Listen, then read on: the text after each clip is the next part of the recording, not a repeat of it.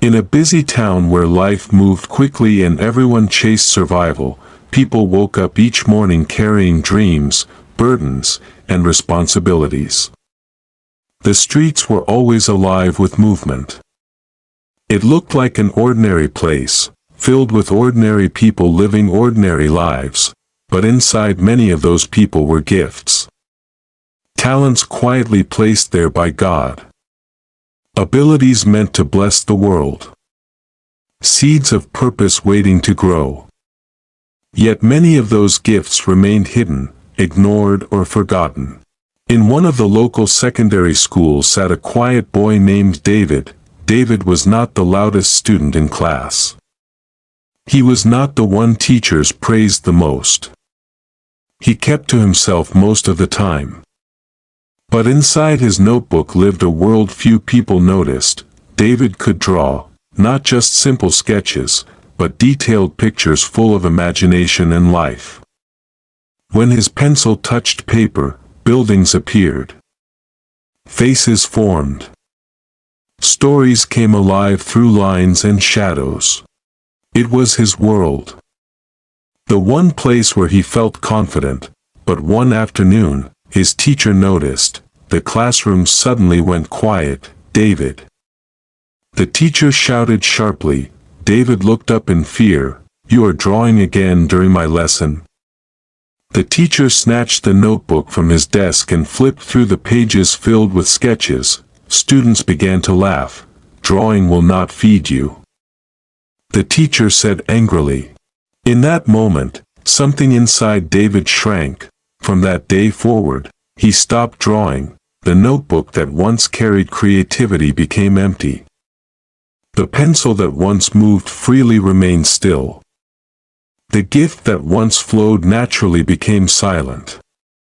But one afternoon after school, David sat quietly beside Mama Tosin, who sold rice and stew to students and workers nearby.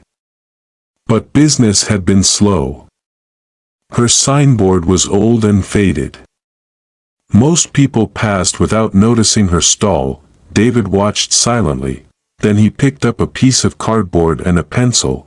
Without saying a word, he began to draw. Lines turned into letters. Letters turned into designs. Colors filled the space. Within minutes, the cardboard became a bright, beautiful signboard that caught attention immediately. A student passing by stopped and pointed. "Ah! Mama Tosin, your place dawn fine oh."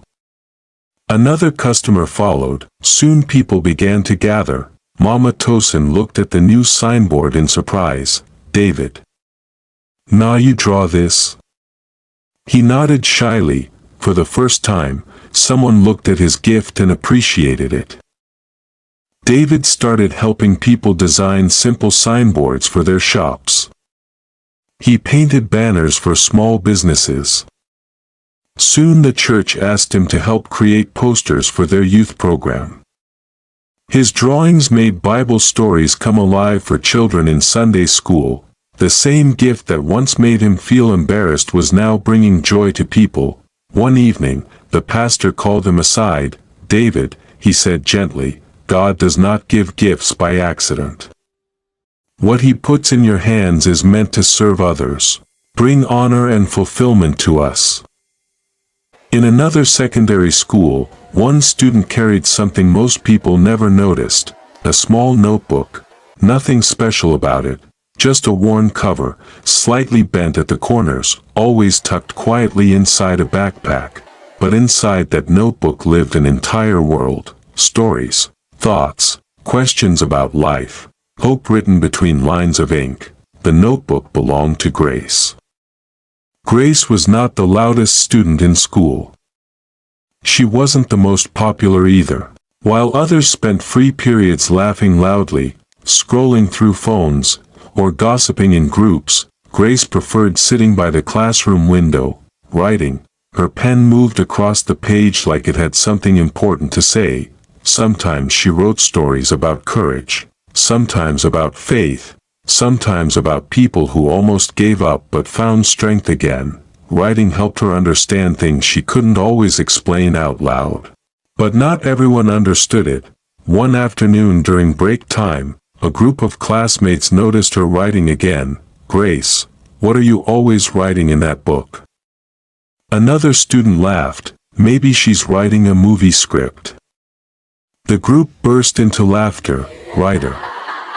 Someone mocked. "Will your stories pay your school fees?" Grace forced a small smile and closed the notebook. From that moment, she started hiding it. She still wrote, but only when no one was looking. Because sometimes the easiest way to protect something important is to keep it quiet. Days passed, then weeks. The notebook slowly filled with more pages. One evening after school, Grace stayed behind in the empty classroom. Rain clouds gathered outside the windows as thunder rolled softly in the distance. She opened the notebook and began writing a new story. This one was different. It was about a girl who felt invisible. A girl who believed her life didn't matter. Someone who carried silent pain no one noticed. But in the story, that girl eventually discovered hope. And realized her life still had purpose. Grace didn't realize it, but the words she was writing were deeper than she understood. They were not just imagination, they were truth. She closed the notebook and packed her bag before heading home. But in her hurry, she forgot the notebook on her desk. The next morning, her English teacher entered the classroom early to prepare lessons. As he arranged papers, something caught his attention, a small notebook lying alone on a desk. Curious, he picked it up. At first he intended only to check whose it was, but when he opened the first page, he saw a story title written neatly at the top, "The Girl Who Almost Disappeared." He began reading, line after line. The classroom grew quiet. The story described loneliness, doubt, and the silent battles many young people fight inside their hearts. But then it spoke about faith, about hope. About finding light even in dark moments. By the time he reached the final page, the teacher slowly closed the notebook. He sat there for a moment, thinking, because the words he had just read were not ordinary school writing, they were powerful. Later that week during the school assembly, students filled the large hall as usual. Some chatted. Others waited impatiently for announcements to end. Then the English teacher stepped onto the stage holding a familiar notebook.